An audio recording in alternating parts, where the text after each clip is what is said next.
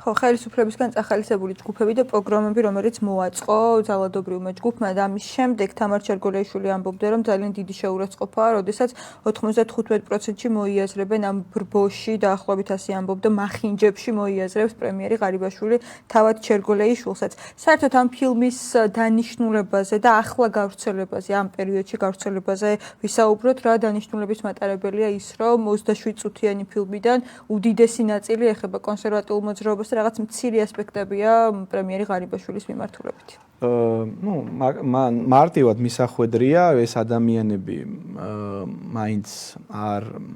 ანებებენ იმ პოლიტიკის გატარებას, რაც 30 წელია ამ ქვეყანაში დამკვიდრებულია დიდწილად.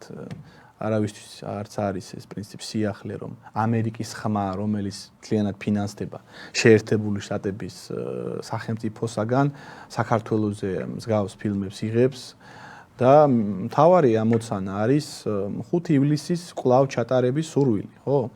ეს არის ერთგვარი საინფორმაციო ნიადაგის მომზადება იმისთვის, რომ როდესაც შემდეგი ჯერი დადგება და ჩვენ გვაქვს ინფორმაცია, რომ ეს ადამიანები კვლავ გეგმავენ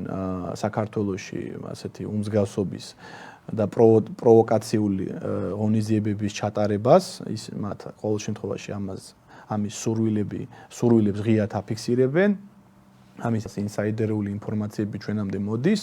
და ერთგვარი წინა მოსამზადებელი სამუშაოა იმისთვის, რომ საზოგადოებაში არასწორი წარმოდგენები, არასწორი ასე ვთქვათ განცდები დაამკვიდრონ, რომ პირველ რიგში ეს იყო დიდი შეცდომა, რომ საქართველოს სირცხვილი იყო ეს ყველაფერი, რათა მეორეჯერ ჩვენ ხალხის იმ რაოდენობის შეკრება ვერ მოახერხოთ, რაც მაგალითად 5 ივლისს მოხდა. მხოლოდ და მხოლოდ ამას ემსახურება ეს ყველაფერი. ეხლა რა პარალელებიც იქნა აი ამ დოკუმენტური ფილმია თუ რა პროპაგანდისტულ ნარატივში რა შინაარსის და რა პარალელებიც იქნა გაჟღერებული, მე ხო მთელ საქართველოს პრინციპში მშვენივრად ესმის, რომ იმ ხასიათის კატასტროფულ სურათს, რასაც ესენი გვიხატავენ, არ იყო სინამდვილეში 5 ივლისს, იყო ჩვეულებრივი სახალხო ჩვეულებრივი ღონისძიება, სადაც მოხდა კონკრეტული ექსესები. მოდი ასე ვთქვათ, 7 ნოემბერზე, 26 მაისზე, ტელე იმეჯში შესვლაზე, 20 ივლისს პარლამენტის შტურმზე და სახელმწიფო გადატრიალების მცდელობაზე გაცილებით უფრო ნაკლები ექსესები და მათ შორის სამართლებრივად ნაკლებად ისეთი მძიმე ხასიათის დანაშაულებების კონკრეტული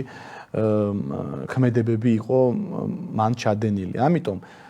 გასაგებია ეხა ეს ამ ადამიანების სურვილი რაც არის, ისინი ცდილობენ რომ ნაწილობრივ შეაშინონ საზოგადოება აი იმ სრულიად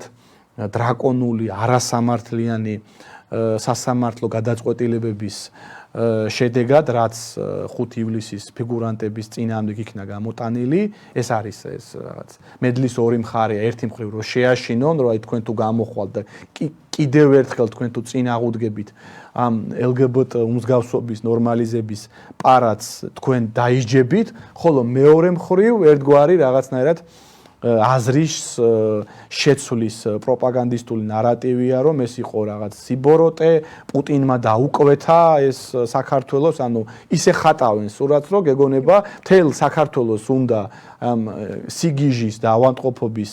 ზეიმი ჩვენს ქვეყანაში უბრალოდ აი პუტინის აგენტები ხელს უშლიან ამ ყველაფერში და სინამდვილეში მთელი საქართველო სიხარულით შეხვდება ტიტველ